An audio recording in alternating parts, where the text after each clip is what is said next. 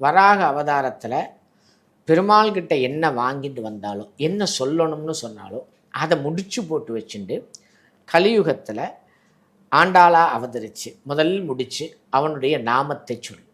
அடுத்தது அவனுடைய திருப்பாதத்தில் புஷ்பங்களை இட்டு அர்ச்சனை செய்.